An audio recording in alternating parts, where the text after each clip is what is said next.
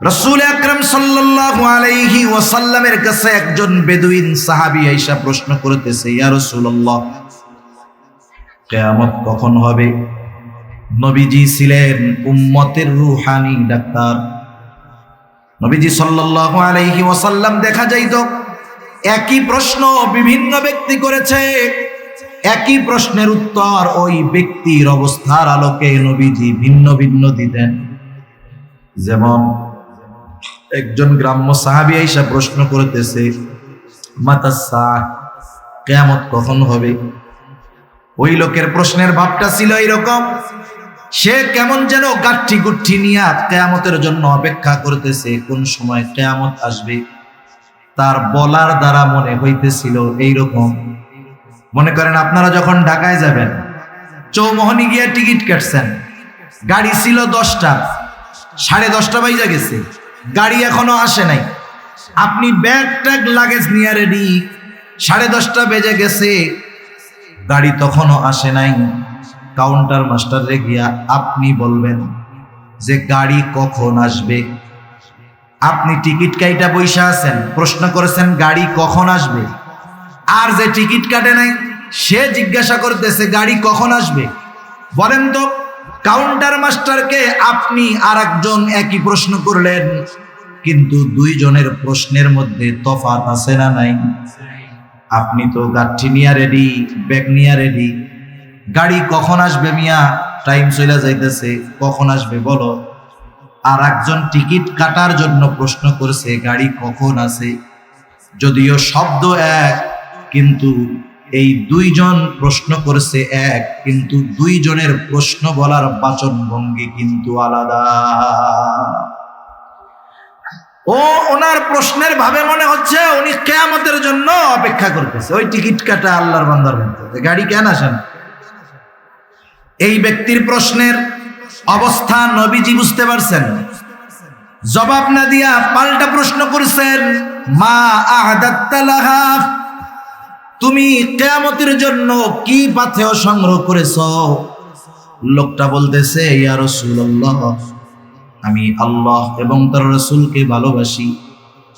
নবীজি বললেন, যে যাকে ভালোবাসে তার সাথে অবস্থান করবে। ওই লোকটাও প্রশ্ন করতেছে কখন কিয়ামত হবে? নবীজি সাল্লাল্লাহু আলাইহি ওয়াসাল্লাম বললেন, যখন আমানতের খেয়ানত হবে, কিয়ামত তখন হবে। প্রশ্ন করা হলো, কি সেইটা ইয়া রাসূলুল্লাহ? নবীজি বললেন, শোনো, যখন কোন দায়িত্ব যোগ্য লোকের জায়গায় যখন অযোগ্য লোককে দায়িত্ব দেওয়া হবে, তখন কিয়ামতের জন্য অপেক্ষা করো। যোগ্য লোকের চেয়ারে অযোগ্য লোক যখন বসবে, বুঝবা কিয়ামত বেশি দূরে নয়, সেটা নিকটবর্তী হয়ে গেছে। এখন এত আর কোনো এমন কথা না, সূক্ষ্ম তাত্ত্বিক কোনো বিষয় নয়, এটা বোঝার জন্য অনেক জ্ঞান, অনেক ইলমের দরকার আছে। এটা বোঝার জন্য দরকার নাই এমন জ্ঞানের। গোটা দুনিয়ার দিকে তাকান, আমাদের দেশ সহ তাকান, ডানে বামে তাকান, তাম দুনিয়ার মধ্যে তাকায় দেখেন, অধিকাংশ জায়গায় দেখবেন যোগ্য লোকের চেয়ারে অযোগ্য মানুষ বসে আছে, ঠিক কিনা বল? যোগ্য লোকের চেয়ারে অযোগ্য লোক বসে আছে। এমন এক জামানা ছিল, মানুষ যখন দায়িত্ব নিতে চাইতো না, এই জামানায় দায়িত্ব নেওয়ার প্রতিযোগিতা শুরু হয়ে গেছে। শুধু তাই না, মানুষ দায়িত্ব টাকা দিয়ে কিনতে চায়, ঠিক কিনা বলেন? দায়িত্ব টাকা দিয়ে কিনে, দেশ সেবা করার জন্য টাকা দেয়। কতজন দেখবেন অনেক ইউনিয়ন পরিষদে নির্বাচন হবে, গ্রাম হলো 10টা, ক্যান্ডিডেট 20 জন, প্রত্যেকেই ছাপাইছে অমক ভাই আপনাদের দোয়া প্রার্থী, এই মার্কায় ভোট দিয়া এই ইউনিয়নের জনগণের জন্য খেদমত করার সুযোগ করে দেন। দেখা গেল নমিনেশন আনতে, নির্বাচনে জয়ী হতে 5 কোটি টাকা খরচ করে ফেলছে। ওই বেটার যদি আসলেও মানুষের খেদমত করার ইচ্ছা থাকতো, চেয়ারম্যান হওয়া লাগতো না, 5 কোটি টাকা দিয়া সে মানুষের খেদমত করতে পারত। তার মানে এই ব্যয় খেদমতের জন্য করে নাই, চেয়ারম্যান সাহেব হওয়ার জন্য করছে, ঠিক কিনা? আগের জামানার মানুষ দায়িত্ব নিতে চাইতো না, এখন দায়িত্ব নেওয়ার জন্য প্রতিযোগিতা করে। আমরা ওই মাজলুম ফিলিস্তিনি ভাইদের জন্য একটু অশ্রু প্রবাহিত করতে পারবো না ইনশাআল্লাহ? আমরা চেষ্টা করব, তাদের জন্য দোয়া করব, প্রতি নামাজে তাদের জন্য দোয়া করব। আমি এই নিয়ত করব যে প্রতিদিন 2 রাকাত নামাজ আমি তাদের জন্য আদায় করব, যে আল্লাহ, মুসলমানদের প্রথম কিবলা, দুনিয়ার দ্বিতীয় মসজিদ, রাসূল আকরাম সাল্লাল্লাহু আলাইহি ওয়াসাল্লামের মেরাজের সূচনা যেখান থেকে হয়েছে, মেরাজের সূচনা হয়েছে মসজিদুল আকসা থেকে। মসজিদুল হারাম থেকে মসজিদুল আকসা পর্যন্ত সফরটা হয়েছে ইসরা, জমিনে ভ্রমণ হয়েছে। ঊর্ধ্ব আকাশের ভ্রমণ শুরু হয়েছে মসজিদুল আকসা থেকে। এমন এক জমিন, যেই জমিনে সব নবীকে আল্লাহ তাআলা একত্রিত করেছেন। আল্লাহ সেই জেরুজালেম, মসজিদুল আকসা, সেই দেশ ফিলিস্তিনের সম্মান রক্ষার্থে যারা আল্লাহর রাস্তায় যুদ্ধ করতেছে, জিহাদ করতেছে, আল্লাহ আপনি তাদেরকে আসমানি সাহায্য দিয়ে বিজয় দান করেন। এ দোয়া করা যাবে না ইনশাআল্লাহ? আল্লাহ তাআলা তৌফিক দান করুন, সকলে বলি আমিন।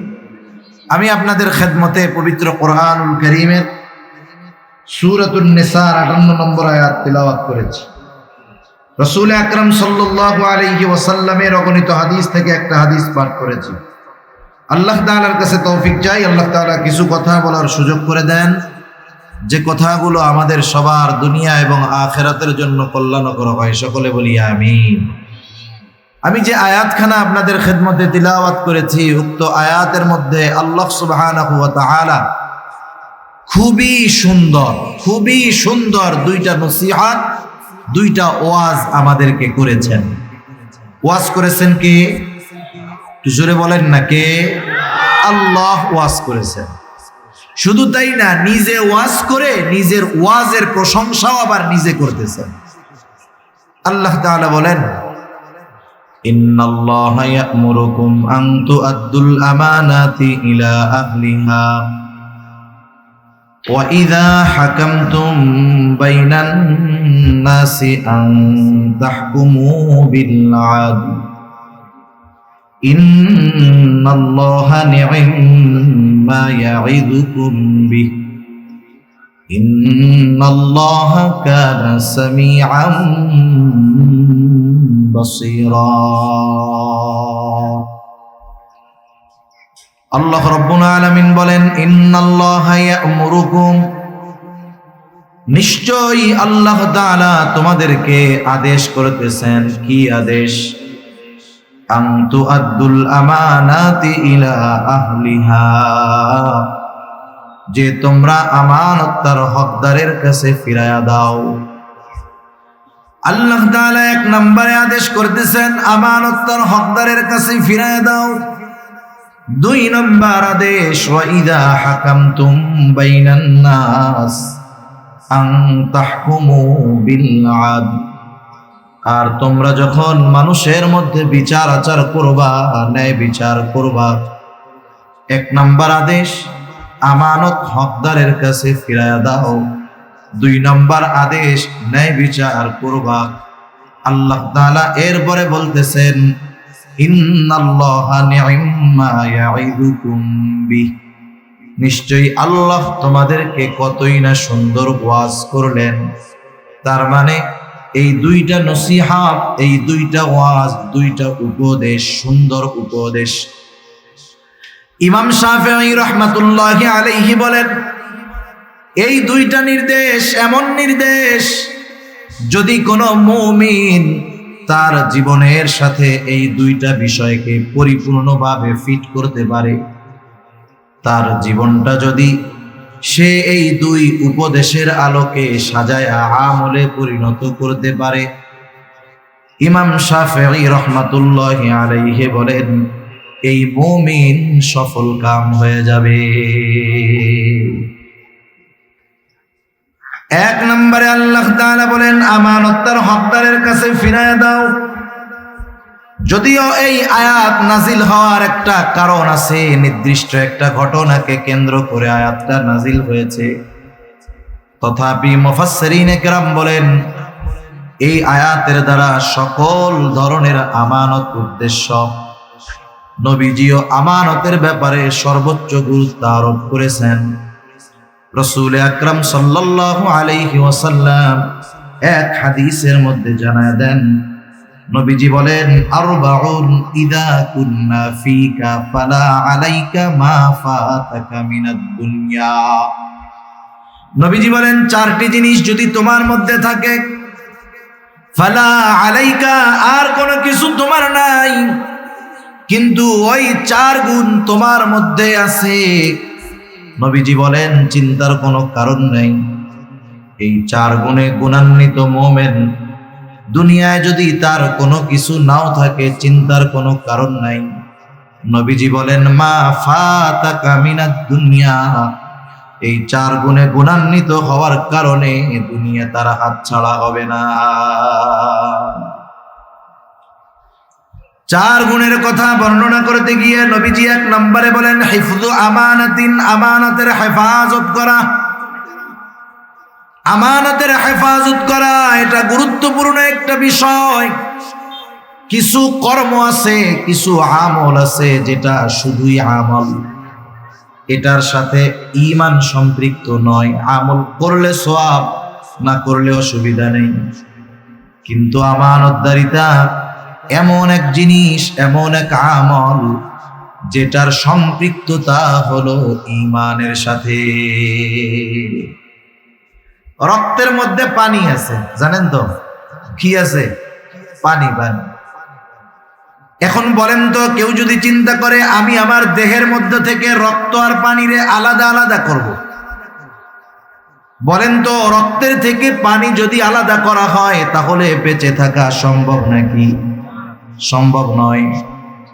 এই বিষয়টা এরকম, আমানতের সাথে ঈমানের সম্পর্কটা এইরকম।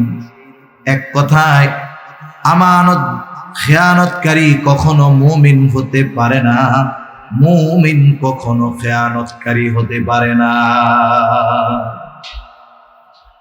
সেজন্য নবীজি বলেন, আমানতদারিতার সম্পর্ক ঈমানের সাথে। নবীজি বলেন, লা ঈমানা লিমান লা আমানাতা লাহ। নবী বলেন, যার মধ্যে আমানতদারিতা নাই তার ঈমান নাই। শুধু তাই না, নবীজি জানায় দিয়েছেন, আমানতদারিতা হলো মুমিনের ভূষণ। মুমিনের আবশ্যকীয় একটা গুণ হলো আমানতদারিতা, যেটা তার মধ্যে থাকবেই থাকবে। আর আমানতের খেয়ানত করা এটা হলো মুনাফিকের আলামত। সেই জন্য মুমিন কখনো খেয়ানতকারী হতে পারে না, আর খেয়ানত যে করে সে কখনো মুমিন হতে পারে না। নবীজি সাল্লাল্লাহু আলাইহি ওয়াসাল্লাম হাদিসের মধ্যে জানায় দেন, এক হাদিসের মধ্যে আসছে মুনাফিকের আলামত হলো তিনটা। নবীজি বলেন, ইদা হাদ্দাসা কাযাবা, মুনাফিকের অন্যতম আলামত, মুনাফিক যখন কথা বলে মিথ্যা কথা বলে। ইদা ওয়াদা আখলাফা, যখন সে ওয়াদা করে ওয়াদা খেলাফ করে। ইদা তুমিনা খানা, আমানতের খেয়ানত করে। আরো হাদিসের মধ্যে আরো কয়েকটা বাড়ায় আসছে, ওয়া ইদা তাখাসামা ফাজারা, যখন কারো সাথে একটু ঝগড়া হয় সে সীমা লঙ্ঘন করে অশ্লীল মন্দ কথাবার্তা বলে। এগুলো মুনাফিকের আলামত। আফসোসের বিষয় হলো আলামত মুনাফিকের, কিন্তু সমাজে অনেক মুমিনের মধ্যে এই চারটা মুনাফিকের আলামত একসাথেই পাওয়া যায়। ঠিক কিনা বলেন? দুই চারজন আপনাদের এলাকায় আসেনি এরকম? সব জায়গায় আছে। এমন না যে আপনাদের এদিকে আছে আমাদের ওইদিকে নাই, বিষয়টা এমন না।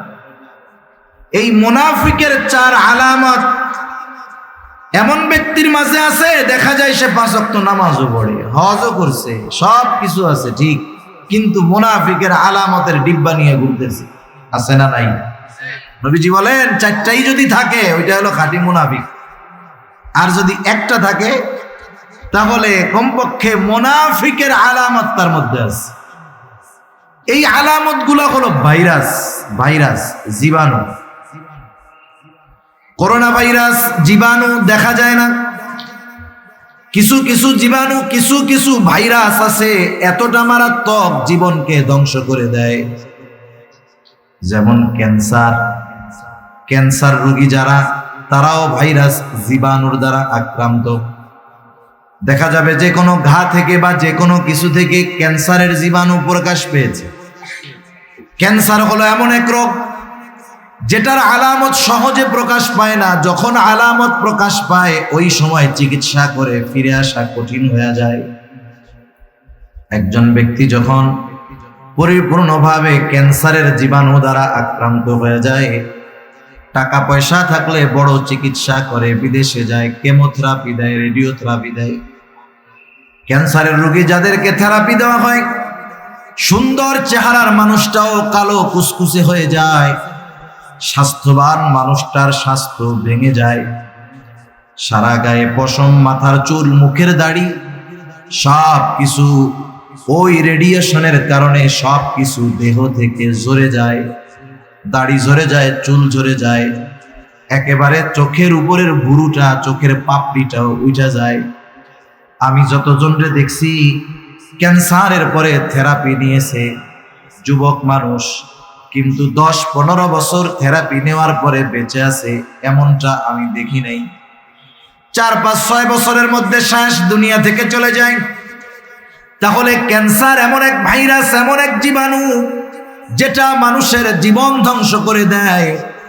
কিন্তু মুনাফিকের আলামত গুলো ভাইরাস, জীবাণু, এটা হয়তো মানুষের জীবন ধ্বংস করবে না, কিন্তু এই মুনাফিকের আলামত গুলো মুমিনের মধ্যে যদি বিস্তার লাভ করে ফেলতে পারে, মুমিনের ঈমানকে ধ্বংস করে তাকে জাহান্নামী বানায়া দিবে।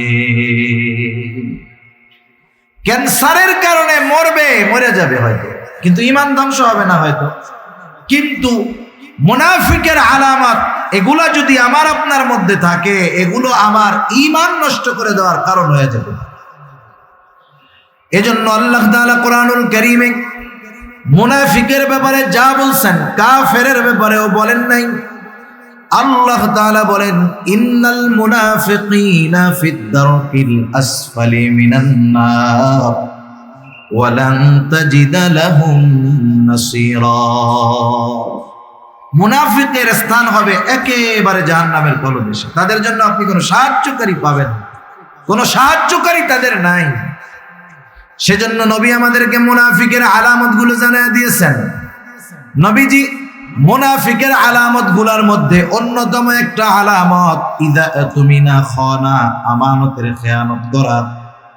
তাহলে বোঝা গেল আমানতের হেফাজত করা এটা মুমিনের ভূষণ, আর আমানতের খেয়ানত করা এটা হলো মুনাফিকের অন্যতম আলামত। সেজন্য নেফাকি থেকে আমাদেরকে, আমানতের খেয়ানতদারিতা থেকে আমাদের বাঁচতে হবে। আমার আপনার নবী আমানতদার নবী ছিলেন।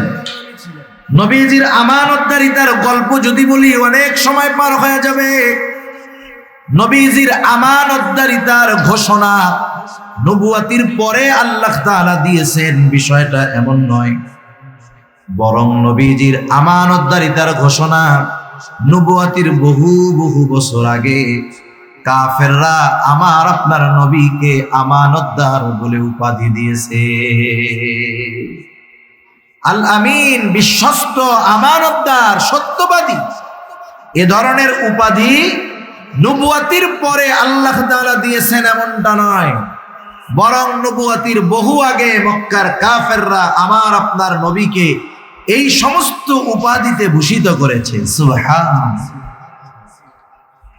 একজন ইংরেজ ঐতিহাসিক নবীজির জীবনী লিখছেন, ওনার নামটা আমার যেখানে আসতেছে না। উপমহাদেশ তিনি সফর করেছেন, দীর্ঘ সময় উপমহাদেশের মুসলমানদেরকে নিয়ে গবেষণা করেছেন।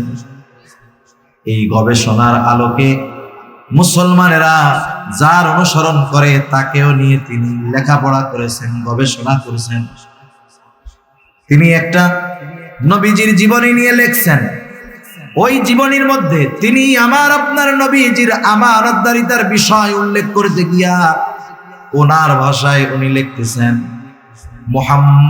মুসলমানদের নবী মুহাম্মদ সাল্লাল্লাহু আলাইহি ওয়াসাল্লাম, সে এমন একজন মহামানব ছিলেন, এতটা বিশ্বস্ত ছিলেন, এতটা আমানতদার ছিলেন, চরম আকারের সর্বোচ্চ পর্যায়ের সত্যবাদী ছিলেন। তার আমানতদারিতা এমন ছিল যে তার ঘোর দুশমন তার নির্বিঘ্নে নিশ্চিন্ত মনে তার সবচেয়ে দামি সম্পদটাও নিশ্চিন্ত মনে মুহাম্মাদের কাছে আমানত রাখত। দুশমন বন্ধু না, দুশমন। শুধু তাই না, আরেকজন ঐতিহাসিক লিখতেছেন যে মুহাম্মদ সাল্লাল্লাহু আলাইহি ওয়াসাল্লাম তার আমানতদারিতা এমন ছিল, একজন মানুষ তার সম্পদ নিজের কাছে যত নিরাপদ মনে করত, তার চাইতে বেশি নিরাপদ নবীজির কাছে রাখা মনে করত। এই জন্যই মক্কার মানুষেরা মুহাম্মাদের সাথে মতবিরোধ শত্রুতা থাকার পরেও মক্কার মানুষেরা তাদের দামি দামি বস্তুগুলা মুহাম্মাদের কাছে তার হেফাজতে তথা তার কাছে আমানত রাখত। কেমন আমানতদার নবী ছিলেন! সেই আমানতদার নবীর উম্মত আমরা, আমাদের আমানতদারিতার অবস্থা যাচ্ছে তাই। একেবারে আমাদেরকেও আমানতদার হওয়ার দরকার। রাসূল আকরাম সাল্লাল্লাহু আলাইহি ওয়াসাল্লাম সেই জন্য আমানতদারিতার বিষয়গুলো আমাদেরকে সুস্পষ্ট করে দিয়ে গেছেন। সাধারণত আমরা মনে করি আমানত মনে হয় এটা লেনদেন সংক্রান্ত বিষয়ের সাথেই হয়, লেনদেনের মধ্যেই মনে হয় আমানতদারিতা হয়। কেউ আমার কাছে কোনো সম্পদ আমানত রাখলো, যথাসময়ে আমি তার সম্পদটাকে ফিরিয়ে দিলাম, আমি মনে করি আমি বড় আমানতদার। মানুষেরাও মনে করে হুজুর বড় আমানতদার। আমানতদারিতাকে নির্দিষ্ট একটা সীমার মধ্যে আমরা সীমাবদ্ধ করে ফেলছি, কিন্তু বাস্তবতা হলো আমানতদারিতা এটা ব্যাপক একটা জিনিস। এক কথায় একটা মানুষের জীবনের পদে পদে প্রতিটা কদমে কদমে আমানত রয়েছে, কিন্তু এইটারে আমরা শুধু লেনদেনের মধ্যে সীমাবদ্ধ করে ফেলছি।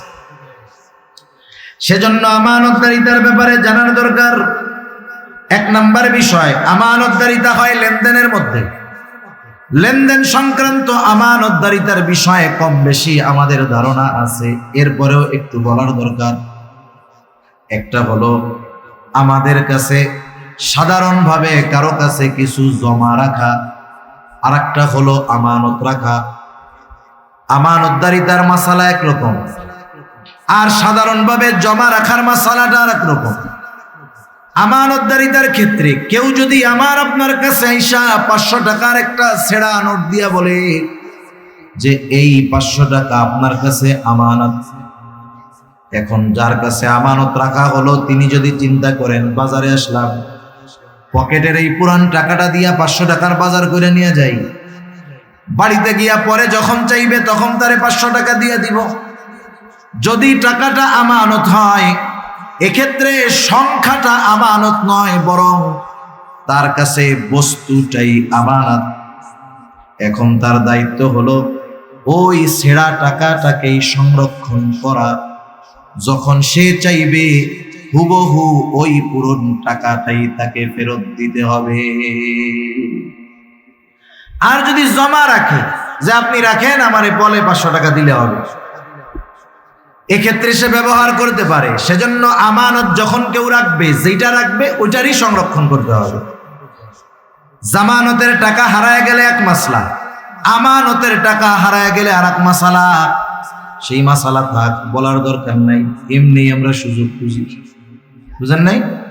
এমনি তো সুযোগ তালাশ করি। এরপরে দেখা যাবে একজন আমানত রাখছে, ইচ্ছা করে হারায় ফেললাম। মাসালা হলো আমানতের বস্তু যার কাছে আমানত রাখা হয়েছে অনিচ্ছাকৃতভাবে যদি হারায় যায়, চুরি হয়ে যায়, যার কাছে আমানত রাখা হয়েছে তাকে ধরা যাবে না।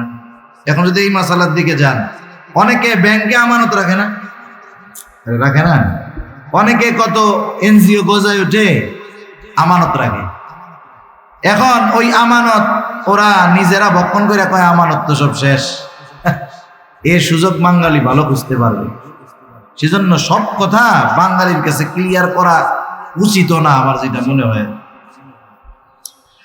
তা যাই হোক, 1 নম্বরে আমানতদারিতা হলো লেনদেন আদান প্রদানের মধ্যে। সম্পদ আমার কাছে কেউ পায়, জমিন পায়, এটা আমানত। তার হকদারের কাছে ফিরাইয়া দেওয়া এটা আমার দায়িত্ব। আমার কাছে যদি কারো আমানত থাকে, কারো হক থাকে, সেটা আমানত হোক আর সাধারণ হক হোক, ফিরাইয়া দেওয়াটা আমার দায়িত্ব। আদেশ আল্লাহ তাআলা আমাকে দিয়েছেন। যে কোনো ক্ষেত্রে এটা হতে পারে। মনে করেন দোকানদারের কাছ থেকে দোকান থেকে বাকি আনা হয়, বাকি আনেন, দোকানদারকে 500 টাকার বাজার নিয়ে বললেন লেখা রাখো, পরে আইসা দিয়া দিব। দোকানে ভিড়, দোকানদারের লিখতে মনে নাই। 2 দিন পরে আপনি গেছেন, যাওয়ার পরে বলতেছেন বাকি খাতাটা খুলো তো দেখি, কিছু টাকা মনে হয় বাকি আছে।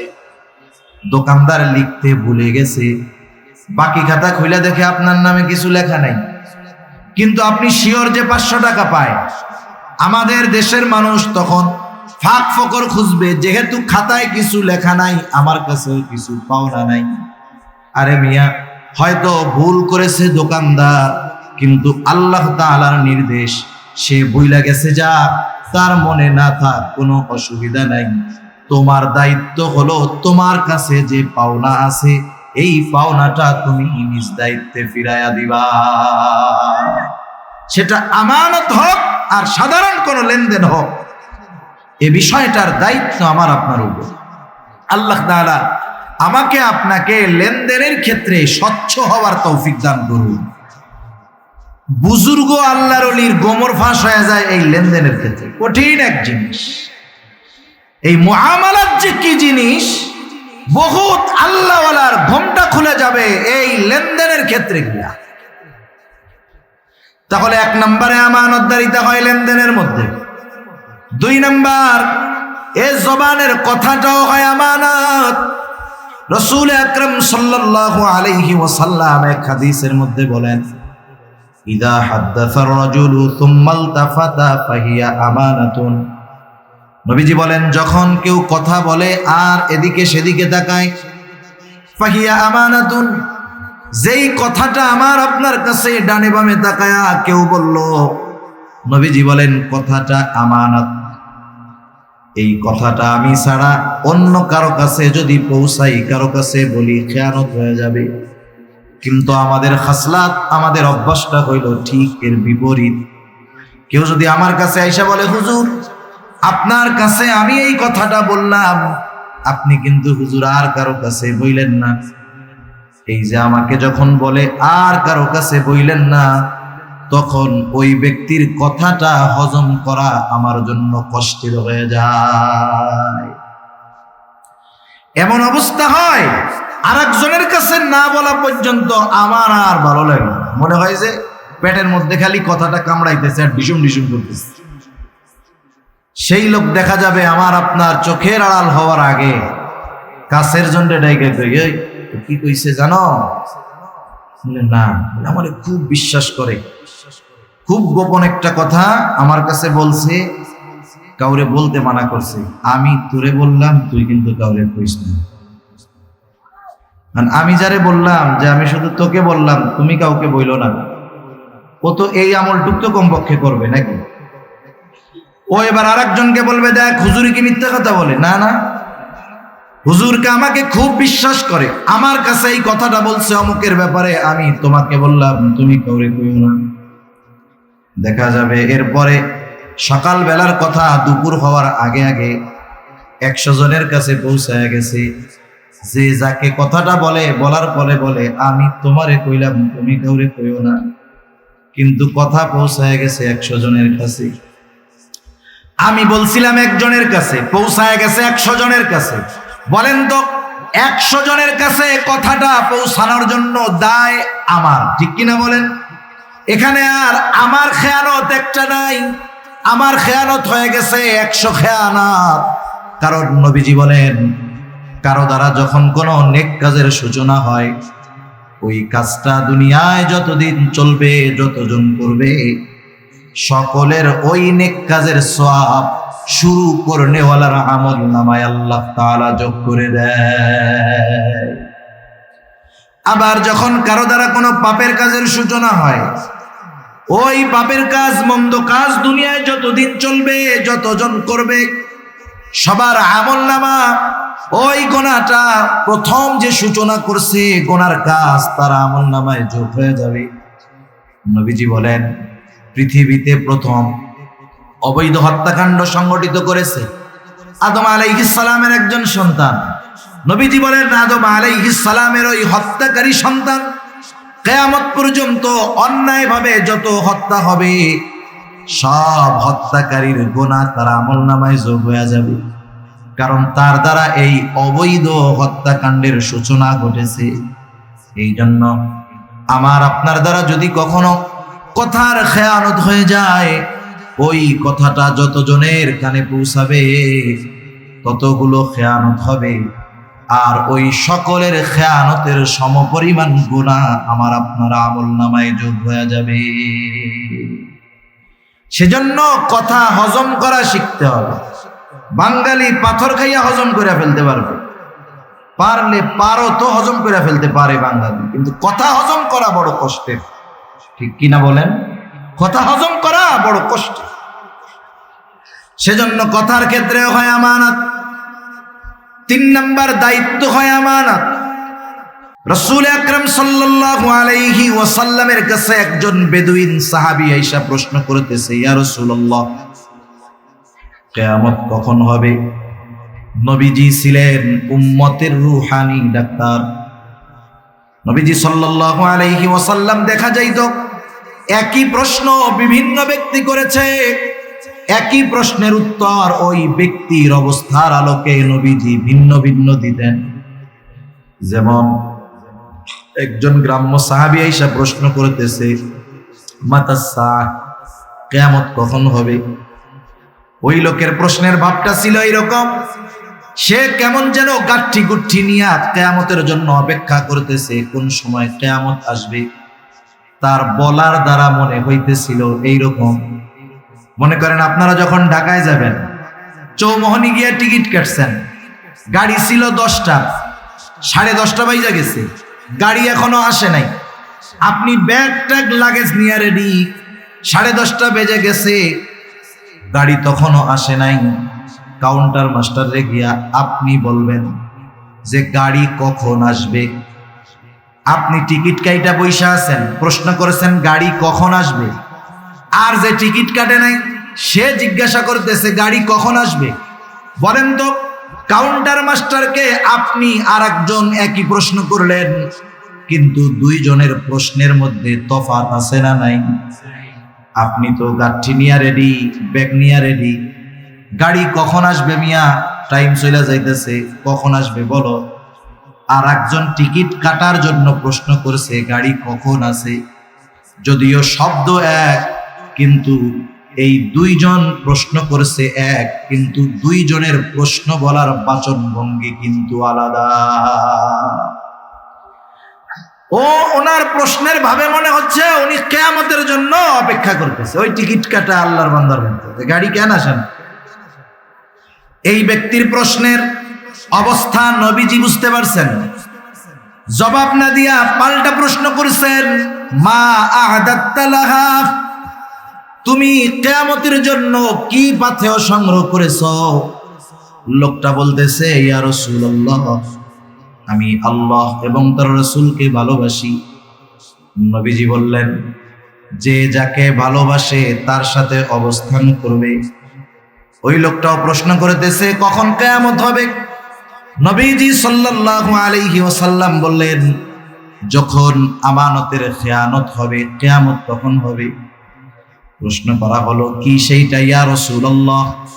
নবীজি বললেন, শোনো, যখন কোন দায়িত্ব যোগ্য লোকের জায়গায় যখন অযোগ্য লোককে দায়িত্ব দেওয়া হবে, তখন কিয়ামতের জন্য অপেক্ষা করো। যোগ্য লোকের চেয়ারে অযোগ্য লোক যখন বসবে, বুঝবা কিয়ামত বেশি দূরে নয়, সেটা নিকটবর্তী হয়ে গেছে।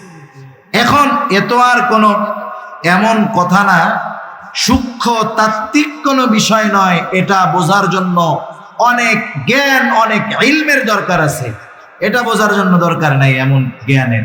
গোটা দুনিয়ার দিকে তাকান, আমাদের দেশ সহ তাকান, ডানে বামে তাকান, তাম দুনিয়ার মধ্যে তাকায় দেখেন, অধিকাংশ জায়গায় দেখবেন যোগ্য লোকের চেয়ারে অযোগ্য মানুষ বসে আছে। ঠিক কিনা বল? যোগ্য লোকের চেয়ারে অযোগ্য লোক বসে আছে। এমন এক জামানা ছিল, মানুষ যখন দায়িত্ব নিতে চাইতো না, এই জামানায় দায়িত্ব নেওয়ার প্রতিযোগিতা শুরু হয়ে গেছে। শুধু তাই না, মানুষ দায়িত্ব টাকা দিয়ে কিনতে চায়। ঠিক কিনা বলে? দায়িত্ব টাকা দিয়ে কিনে, দেশ সেবা করার জন্য টাকা দেয়। কতজন দেখবেন অনেক ইউনিয়ন পরিষদে নির্বাচন হবে, গ্রাম হলো 10টা, ক্যান্ডিডেট 20 জন, প্রত্যেকেই ছাপাইছে অমক ভাই আপনাদের দোয়া প্রার্থী, এই মার্কায় ভোট দিয়া এই ইউনিয়নের জনগণের জন্য খেদমত করার সুযোগ করে দেন। দেখা গেল নমিনেশন আনতে, নির্বাচনে জয়ী হতে 5 কোটি টাকা খরচ করে ফেলছে। ওই বেটার যদি আসলেও মানুষের খেদমত করার ইচ্ছা থাকতো, চেয়ারম্যান হওয়া লাগতো না, 5 কোটি টাকা দিয়া সে মানুষের খেদমত করতে পারত। তার মানে এই ব্যয় খেদমতের জন্য করে নাই, চেয়ারম্যান সাহেব হওয়ার জন্য করছে। ঠিক কিনা? আগের জামানার মানুষ দায়িত্ব নিতে চাইতো না, এখন দায়িত্ব নেওয়ার জন্য প্রতিযোগিতা করে। আমাদের কলিজার টুকরা ইমাম আজম আবু হানিফা রহমাতুল্লাহি আলাইহি কেমন মানুষ ছিলেন?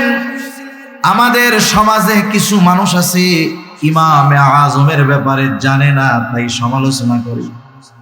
আরে গর্দভগুলা যদি ইমামে আজমের জীবনী পড়তো, তাকওয়া, জুহদ, ইলম, সব কিছুর দিক দিয়ে উনি ওনার জামানায় সর্বোত্তম ছিলেন।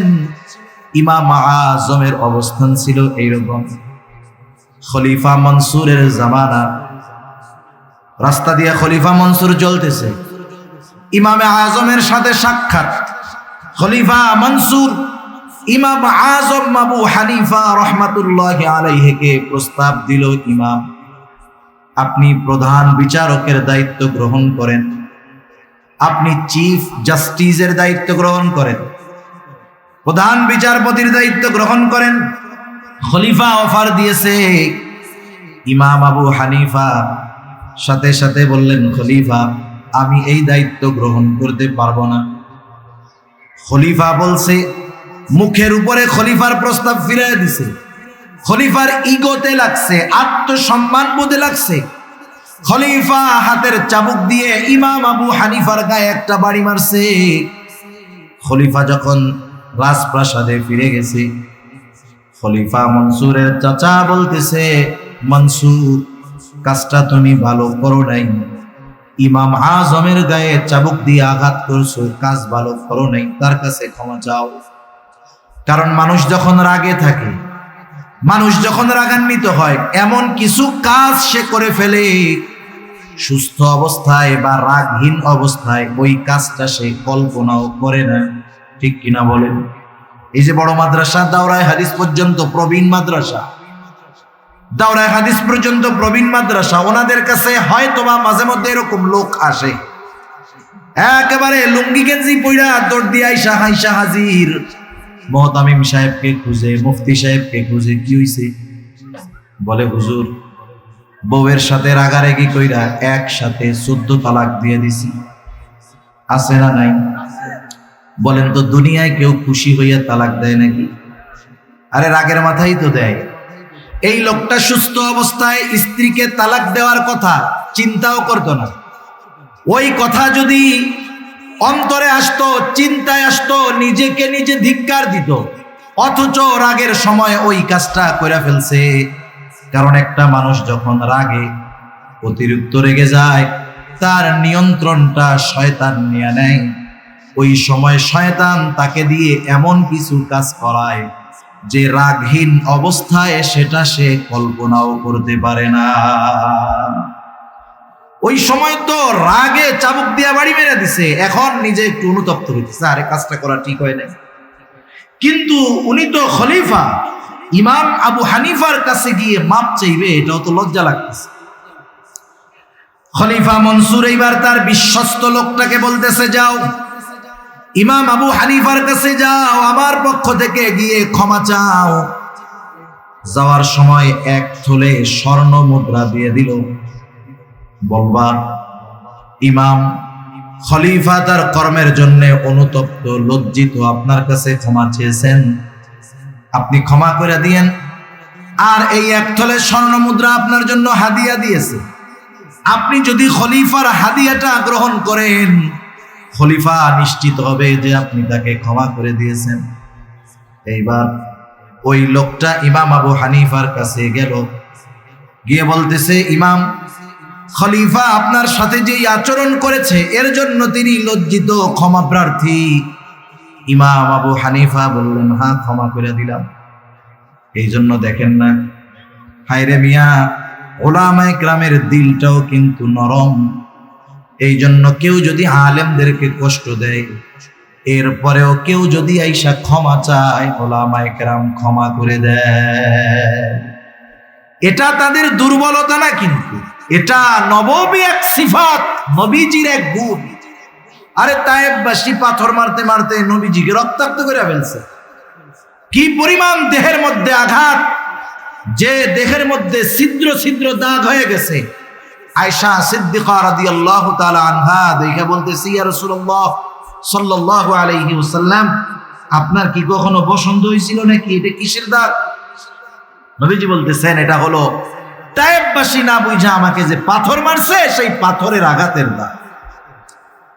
নবীজিকে যখন রক্তাক্ত করে ফেলছে তায়েববাসী, রক্ত জামা ভিজে গেছে, রক্ত বেয়ে বেয়ে জুতার মধ্যে ঢুকে গেছে, এত পরিমাণ রক্ত দেহ থেকে বাহির হয়েছে। রক্ত শুকায়া পায়ের সাথে নবীজির জুতা আটকে গেছে। নবীজি যখন ক্লান্ত দেহ নিয়া তায়েফের এক আঙ্গুর বাগানের পাশে বিশ্রাম নিচ্ছেন, আল্লাহ তাআলা জিবরাইল আমিনকে পাঠায় দিয়েছেন, সাথে আরেকজন ফেরেশতা পাহাড়ের দায়িত্বে নিয়োজিত। ওই ফেরেশতা এসে বলতেছে, ইয়া রাসূলুল্লাহ, আল্লাহ তাআলা আমাকে আপনার আদেশ পালনের জন্য পাঠিয়েছেন।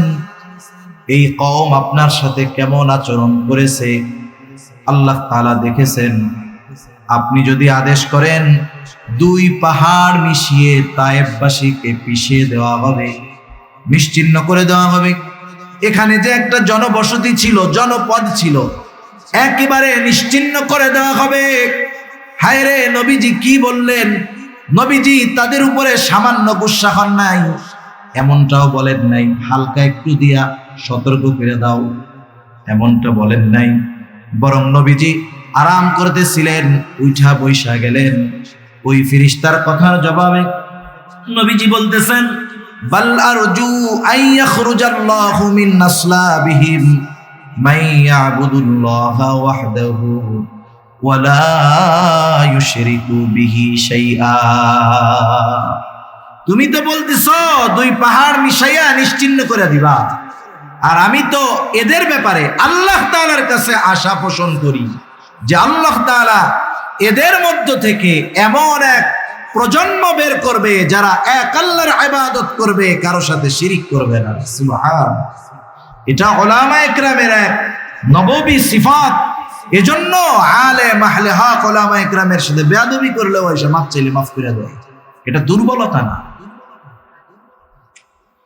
ইমাম আবু হানিফা বললেন, মাফ করে দিছি, অসুবিধা নেই। কিন্তু খলিফা তো বলে দিছে হাদিয়া দিবা, হাদিয়া গ্রহণ করলে নিশ্চিত হব যে উনি ক্ষমা করেছেন। লোকটা বলতেছে, এই যে এক থলে স্বর্ণ মুদ্রা আপনার জন্য খলিফা হাদিয়া দিয়েছে, গ্রহণ করেন। ইমাম আবু হানিফা বললেন, মাফ করে দিয়েছি, হাদিয়া গ্রহণ করা যাবে না। বললেন, খলিফা বলছে আপনি নিজে রাখেন, নাইলে উনি বিশ্বাস করবে না যে ক্ষমা করছেন। আপনি রাইখা দেন, আপনার ব্যয় করা লাগবে না, আপনি অন্য কাউকে দিয়ে দিয়েন। ইমাম আবু হানিফা বলতেছে, তোমার কাছ থেকে রাখার পর আমি খরচ করলাম নাকি অন্য কাউকে দিয়ে দিলাম, এটা তো বিষয় নয়।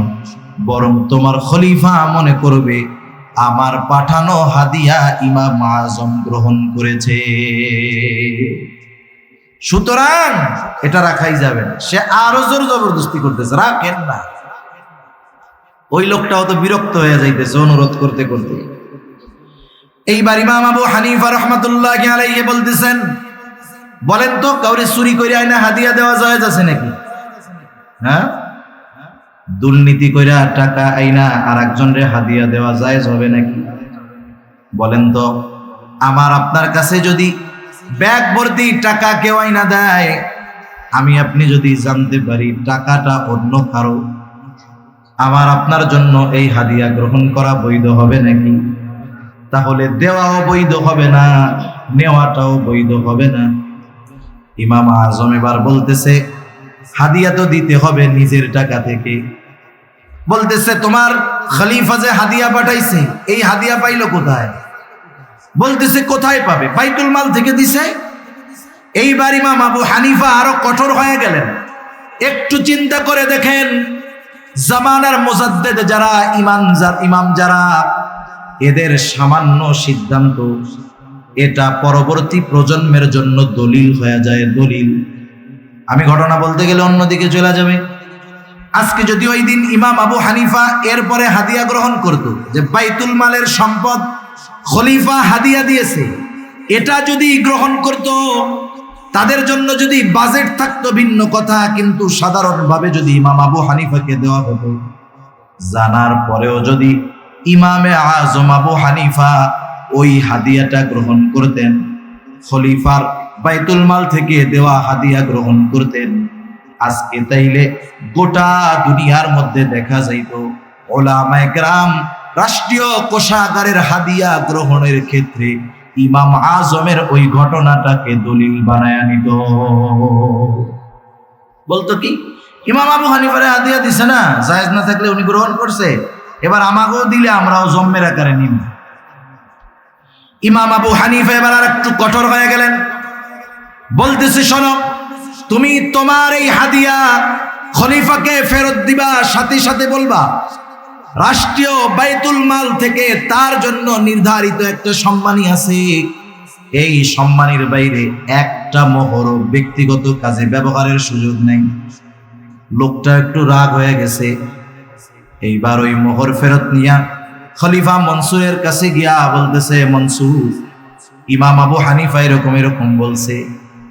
তিলরে আর একটু তাল বানায় নিছে। ইমাম আবু হানিফার এই কথাগুলো শুনে খলিফা মনসুর এবার চূড়ান্ত রাগান্বিত হয়ে গেছে। ফোর্স পাঠায় দিছে, যাও ইমাম আবু হানিফাকে জেলখানায় আটকাও। ইমাম আবু হানিফাকে জেলখানায় আটকানো হলো। অত্যাচার জুলুমের স্টিম রোলার চলতেছে। ঐতিহাসিকদের থেকে দুইটা মত। প্রথমটা হলো ইমাম আবু হানিফাকে জেলখানার মধ্যে চাবুক মারা হইতো, আর বলা হতো প্রধান বিচারকের দায়িত্ব গ্রহণ করেন, তাহলে ছেড়ে দেওয়া হবে।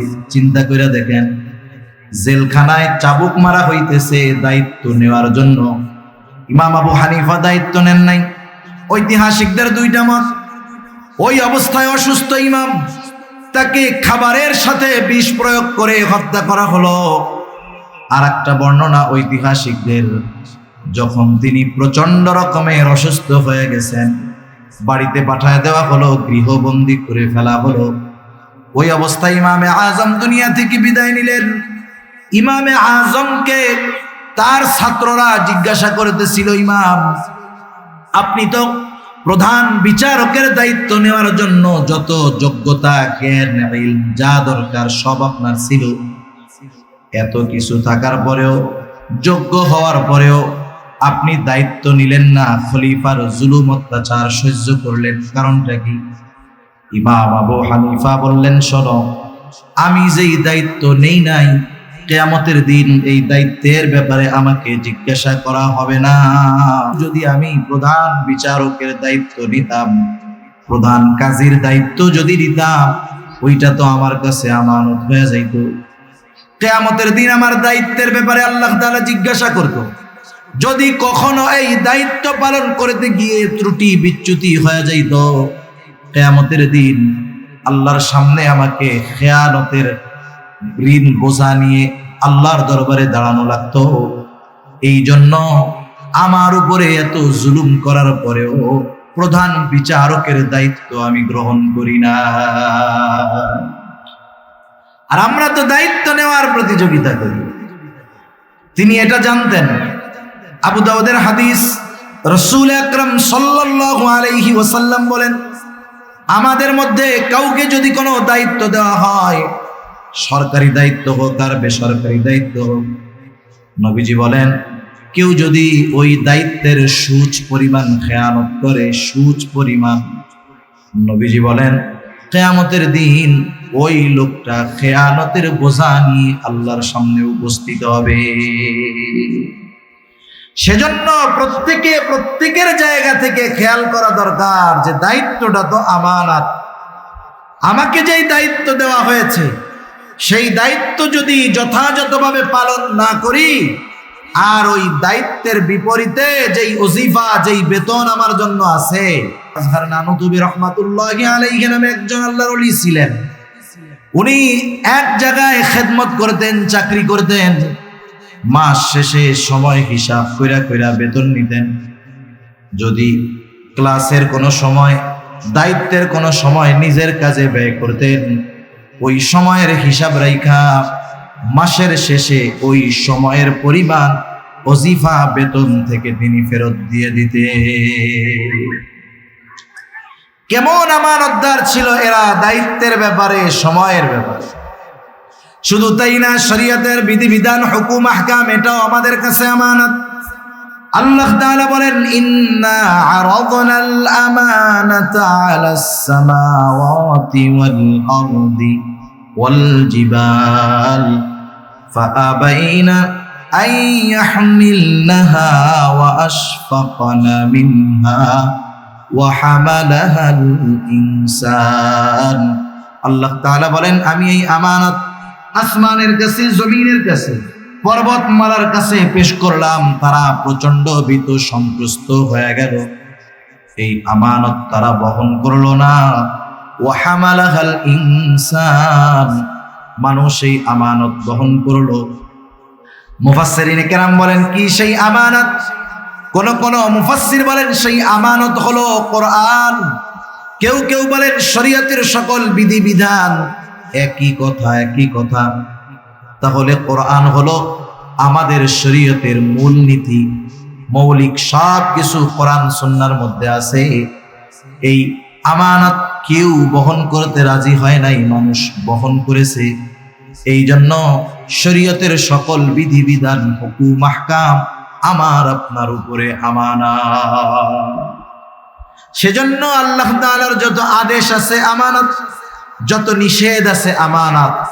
আদেশ কেউ যদি অমান্য করে, তাহলে আদেশ অমান্য করলে গুনাহ হবে, সাথে সাথে খেয়ানতকারী হতে হবে। নিষেধ যেই বিষয়গুলো আল্লাহ তাআলা করেছেন, ওই নিষিদ্ধ কর্মগুলো কেউ যদি করে তাহলে তার তো গুনাহ হবে, সাথে সাথে ওই যে নিষেধটা ছিল এটা আমানত, অমান্য করার কারণে খেয়ানত হবে। এজন্য শরীয়তের সকল বিধিবিধান, হুকুম, আহকামগুলো আমানতদারিতার সাথে পালন করার দরকার। শুধু তাই না, আমাদের সন্তান সন্ততি আমাদের কাছে আমানত, আমাদের অধীনস্থ যারা আছে আমানত। কারণ কিয়ামতের দিন আল্লাহ তাআলা তাদের ব্যাপারে আমাদেরকে জিজ্ঞাসা করবে। নবীজি বলেন, কুল্লুকুম রাঈন ওয়া কুল্লুকুম মাসউলুনা আন রাইয়াতিহি। আমরা প্রত্যেকেই দায়িত্বশীল, প্রত্যেককে তার দায়িত্বের ব্যাপারে জিজ্ঞাসাবাদ করা হবে, অধীনস্থদের ব্যাপারে জিজ্ঞাসা করা হবে।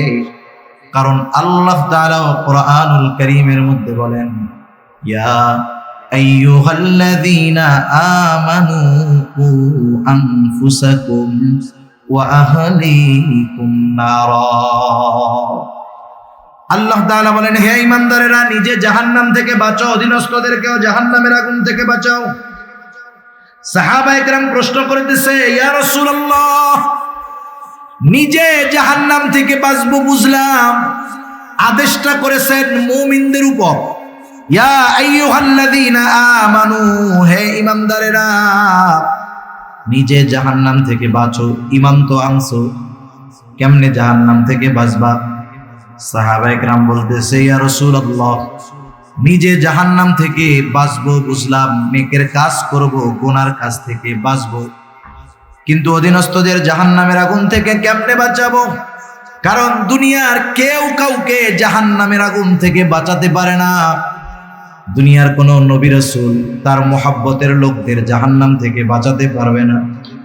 কিন্তু আফসোসের বিষয় হলো আমাগো দেশের কিছু বাবা তার মুরিদদের জাহান্নাম থেকে বাঁচানোর টেন্ডার নিয়ে নিছে। আছে না এরকম? বাবার কাছে মুরিদ হওয়ার টেনশন নাই, কবরে গেলে মুনকার নাকিরের আগে বাপ যাই হাজির হবে, যে কি বলবে, এই এর প্রশ্ন করিস না, এ দুনিয়া আমার লোক ছিল। এই শয়তানেও চিন্তা করে এরকম উল্টাপাল্টা কথা কয় কেন?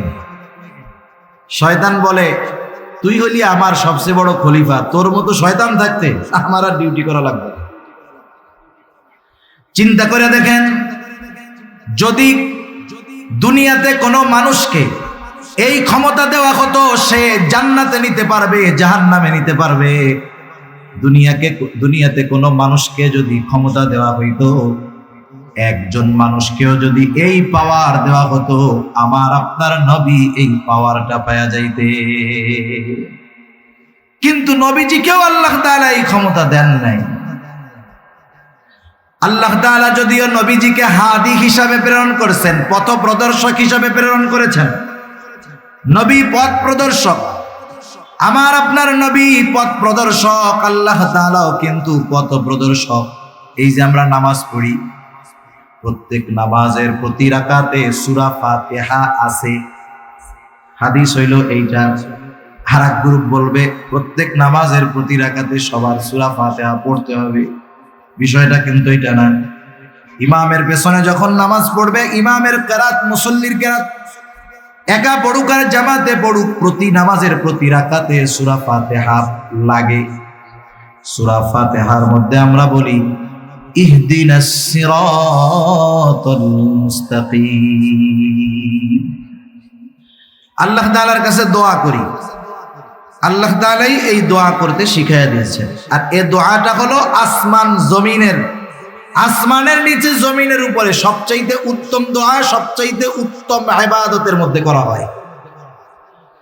আবার আল্লাহ তাআলা আমার আপনার নবীর ব্যাপারে বলেন, ওয়া ইন্নাকা লাতাহদি ইলা সিরাতিম মুস্তাকিম, আপনাকে আমি সিরাতে মুস্তাকিমের পথ প্রদর্শক হিসাবে আমি আপনাকে প্রেরণ করেছি। আমরা আবার নামাজের মধ্যে আল্লাহ তাআলার কাছে বলি ইহদিনাস সিরাতাল মুস্তাকিম, আপনি আমাদেরকে সিরাতে মুস্তাকিমের পথ নির্দেশিকা দেন, সিরাতে মুস্তাকিমের পথ দর্শন দেন। রাসূল ও হাদি, আল্লাহ তাআলার কাছেও চাই পথ নির্দেশ। আল্লাহ তাআলা বলেন, নবীজি আমি আপনাকে পথ নির্দেশক হিসাবে পাঠিয়েছি। আল্লাহ হাদি, রাসূল হাদি, তবে দুই পথ প্রদর্শকের মধ্যে তফাৎ আছে, পার্থক্য আছে। কথা কি বুঝেন নাকি? একটা উদাহরণ দিলে বুঝতে সহজ হবে। মনে করেন এই জায়গায় একজন অপরিচিত লোক আসছে, যে জীবনে কোনোদিন নোয়াখালী যায় নাই, বেগমগঞ্জ যায় নাই, এই তো রাস্তা যে পেঁচগোছ, যে জীবনে যায় নাই, এর যদি আপনি বলেন, সে যদি আপনার কাছে জিজ্ঞাসা করে, ভাই আমি একটু বেগমগঞ্জ চৌরাস্তায় যাব, চৌমোহনীতে যাব, সে কিন্তু জীবনে চিনে না। আর অচেনা জায়গা যত সহজ হোক, এটা কিন্তু কঠিন মনে হয়। আপনি যখন তারে বলবেন এই রাস্তা দিয়ে যাবা, সামনে একটা রাস্তা পাবা, ওই রাস্তা ধরে আগাবা, আবার ডানে যাবা, এরপরে বামে যাবা, এরপরে আর একটু আগাবা, এরপরে ডানে বামে গিয়া ওইদিকে বড় একটা চৌরাস্তা পাইবা। বলেন তো, যে রাস্তাই চিনে না তারে যদি এইরকম চিনায় দেন, ওর জন্য গন্তব্যে যাওয়া কঠিন না সহজ? মনে করেন এরপরেও আপনি তারে পথ চিনায় দিয়েছেন যে এই পথে যাবেন, সেই হিসাবে আপনি হাদি, পথ প্রদর্শক। মনে করেন আরেকজন লোক আসছে, তার কাছে ওই অপরিচিত ব্যক্তি বলতেছে, ভাই আমি চৌমোহনী যাব, আমার একটু পথটা বলে দেন। ওই লোকটা মোটর সাইকেল নিয়ে আসছে, কোনো জবাব নাই, বলে আপনি আমার বাইকের পিছনে ওঠেন। এইবার এক টান দিয়া চৌমোহনীতে নামায় দিয়া বলে এটাই হলো চৌমোহনী। ওই প্রথম লোক যে রাস্তা কয়া দিছে এও হাদি। দ্বিতীয় যেই লোকটা মোটর সাইকেলের পেছনে নিয়া গন্তব্য পর্যন্ত পৌঁছায় দিয়েছে, এই লোকটাও হাদি, পথ প্রদর্শক। বলেন তো এই দুই পথ প্রদর্শকের মধ্যে তফাৎ আছে না নাই? নবীজি হলেন প্রথম জনের মতো। নবীজি পথ চিনায় দিবেন, পথ বলে দিবেন। আর আল্লাহ তাআলা শুধু পথ বলে দিবেন না, ওনার দয়া রহমত দিয়ে ওই পথে পরিচালিত করে গন্তব্য পর্যন্ত পৌঁছায় দিবেন। আমরা ইহদিনাস সিরাতাল মুস্তাকিম যখন বলি, তখন বলি না যে আল্লাহ পথ চিনায় দেন। মূলত এখানে আমরা বলি আল্লাহ, যা গুণগান বর্ণনা করার তো আগে করছি, এরপরে বলি আল্লাহ আপনি আপনার করুণা দিয়ে, দয়া দিয়ে, রহমত দিয়ে সিরাতে মুস্তাকিমে পরিচালিত করে গন্তব্য পর্যন্ত পৌঁছায়া দেন। আর নবীর ব্যাপারে আল্লাহ তাআলা বলতেছেন আপনি পথ চিনায়া দিবেন, পৌঁছায়া দেওয়ার দায়িত্ব আমার। এই জন্য আবু তালেব যখন দুনিয়া থেকে চলে গেছে, নবীজি কান্না করতেছে, আহারে যেই চাচার দ্বারা এত উপকৃত হইলাম, চাচা ঈমান আনতে পারলো না। আল্লাহ তাআলা বললেন ইন্নাকা লা তাহদি মান আহবাবতা ওয়ালাকিন্নাল্লাহা ইয়াহদি মান ইয়াশা। আপনি যাকে ভালোবাসেন, যাকে চান, তাকে আপনি হেদায়েত দিতে পারবেন, বরং আমি যাকে চাই তাকে হেদায়েত দিই। সুবহানাল্লাহ। সাহাবায়ে কেরাম জিজ্ঞাসা করতেছে, কেউ তো কাউকে জান্নাতে নিতে পারে না, আমরা কেমনে জাহান্নাম থেকে বাঁচাবো? মুফাসসিরিনে কেরাম বলেন এর দ্বারা উদ্দেশ্য হলো নিজে নেক আমল করবে, গুনার থেকে বাঁচবে, অধীনস্থ যারা আছে তাদের উপরে সর্বোচ্চ প্রচেষ্টার মাধ্যমে জাহান্নাম থেকে বাঁচানোর চেষ্টা করবে। তার চেষ্টায় যদি কোনো ত্রুটি না থাকে, হক আদায় হয়ে যাবে। তার উপরে যেই দায়িত্বটা ছিল, আমানতটা ছিল, সেটা পালন করা হয়ে যাবে। কিন্তু যদি অধীনস্থদের ক্ষেত্রে ওই দায়িত্বটা সে পালন না করে, তাহলে সেও খেয়ানতকারীদের অন্তর্ভুক্ত হয়ে যাবে। তাহলে আমরা আল্লাহ তাআলার সুন্দর ওয়াজের ব্যাপারে আলোচনা করতেছিলাম। আমানতের যতটুকু হয়েছে এতটুকু যদি আমরা আমল করি যথেষ্ট। আল্লাহ তাআলা বললেন ইন্নাল্লাহা ইয়া'মুরুকুম আন তু'আদ্দুল আমানাতি ইলা আহলিহা। এক নম্বর আদেশ করেছেন আল্লাহ তাআলা যে আমানত তার হকদারের কাছে ফিরিয়ে দাও। দুই নম্বর আদেশ ওয়া ইযা হাকামতুম বাইনান নাস আন তাহকুমু বিল আদল। তোমরা যখন মানুষের মধ্যে বিচার আচার করবা, ন্যায় বিচার করবা, তুমি যখন বিচারক, তোমার সামনে যদি তোমার দুশমন বিচারের জন্য আসে, খবরদার শত্রুতা বশত তার সাথে অবিচার করবা না। ওয়ালা ইয়াজরিমান্নাকুম শানাআনু কওমিন আলা আল্লা তা'দিলু ই'দিলু হুয়া আকরাবু লিত্তাকওয়া। কোন কওমের উপরে বিদ্বেষ বশত তাদের উপরে অবিচার করবা না, ন্যায় বিচার করবা। ন্যায় বিচারের শ্রেষ্ঠ উপমা নবীজি রেখে গেছেন, সাহাবায়ে কেরাম দেখায় গেছেন, তাবেঈনরা দেখায় গেছে, সোনালী যুগের মুসলিম শাসকেরা দেখায় গেছে। এই জন্য যেই সমাজের মধ্যে ন্যায় বিচার আছে, যেই সমাজের মধ্যে ইনসাফ আছে, ওই সমাজে তো জুলুম থাকতে পারে না। যেই সমাজে, যেই দেশে, যেই জাতির মধ্যে ইনসাফ ন্যায় বিচার আছে, এই সমাজ, এই জাতি বড় সৌভাগ্যবান। আজকে গোটা দুনিয়ার কোথাও ইনসাফ নাই, ন্যায় বিচার নাই, ঠিক কিনা বলেন? ন্যায় বিচার যদি থাকতো, গোটা দুনিয়ার সব রাষ্ট্রপ্রধানরা ইসরায়েলকে এই অপরাধের কাঠগড়ায় দাঁড়া করাতো, ঠিক কিনা বলেন? ন্যায় বিচার নাই, মরে গেছে। বিচারের মধ্যে আছে স্বজনপ্রীতি, দলপ্রীতি, গোত্রপ্রীতি, দেশপ্রীতি, ব্যক্তিপ্রীতি। কিন্তু নবীজি ন্যায় বিচারের উপমা রাইখা গেছে, হাদিসের একটা ঘটনা শোনায় আলোচনা শেষ করে দিব। একদিন নবীজির কাছে প্রসিদ্ধ এক গোত্র মাখজুমি গোত্রের একজন মহিলার বিচার আসছে। চুরির অপরাধে তার হাত কাটা হবে। সাহাবায়ে কেরাম চিন্তা করতেছেন, নবীজি অন্তর্মহলে ভিতরে সাহাবায়ে কেরাম চিন্তা করতেছে, এই সম্মানীয় গোত্রের মহিলার হাতটা যদি চুরির অপরাধে কাটা যায়, মুশরিক কাফেররা টিটকারি করবে, সিসি করবে। এই মহিলার জন্য একটু সুপারিশ করার দরকার। কিন্তু নবীজির কাছে কে সুপারিশ করবে? ওসামা বিন যায়েদ রাদিয়াল্লাহু তাআলা আন তখন ছোট, নবীজি অনেক মহব্বত করতেন তাকে। ওসামাকে শিখায় দেওয়া হলো, তুমি তোমার নানার কাছে গিয়ে বলবা, নানা, যেই মহিলার হাত কাটা হবে সেই মাখজুমি গোত্রের একজন মহিলা, ছোট মানুষ, যা শিখায় দিছে নবীর কাছে গিয়া সেটাই বলছে। নবীজির বুঝতে বাকি নাই, এই কথাটাই ছোট বাচ্চা নিজের থেকে বলে নাই, নিশ্চয়ই কেউ শিখায় দিছে।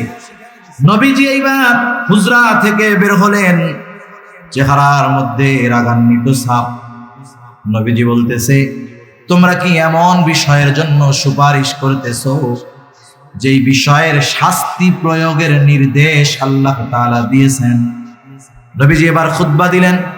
তিনি বললেন, শোনো, তোমাদের পূর্বে অনেক কওমকে আল্লাহ তাআলা ধ্বংস করে দিয়েছেন, যে তাদের মধ্যে যখন কোনো শরীফ মানুষ, সম্ভ্রান্ত মানুষ চুরির অপরাধে আটক হইত, যেহেতু সে বংশীয় মানুষ, চুরির অপরাধে আটক হইছে, তাকে শাস্তি না দিয়ে ছেড়ে দেওয়া হতো। আর একই অপরাধে যখন কোনো দুর্বল, জয়ীফ, গরিব মানুষ আটক হইত, তার উপরে হদ কায়েম করা হতো, শাস্তি দেওয়া হতো। তথা এই অবিচারের কারণে তোমাদের পূর্বে বহু জাতিকে আল্লাহ তাআলা ধ্বংস করে দিয়েছেন।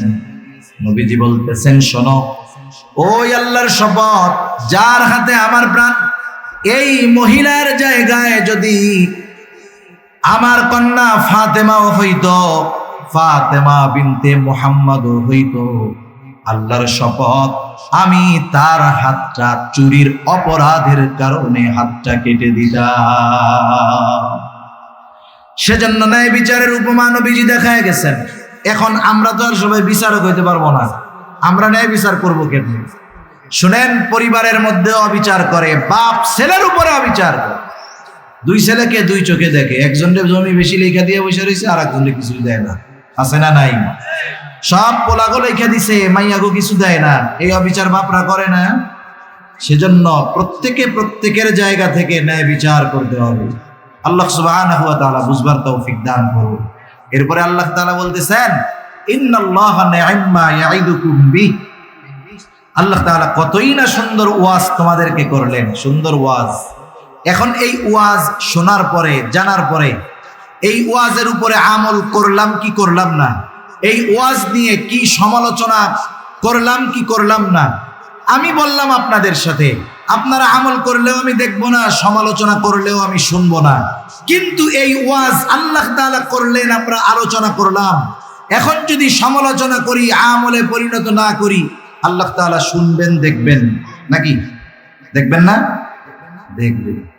এজন্য আল্লাহ তাআলা কেমন যেন বলতেছে, এত সুন্দর ওয়াজ আমি আল্লাহ করলাম, এই ওয়াজের উপরে তোমরা আমল করো কি করো না, এই ওয়াজ দিয়া কি আলোচনা সমালোচনা করো, আমি আল্লাহ কিন্তু সব দেখি, সব শুনি। কেন? কারণ হলো, ইন্নাল্লাহা কানা সামিআন বাসীরা, নিশ্চয়ই আল্লাহ তাআলা হলেন সর্বশ্রোতা, সর্বদ্রষ্টা।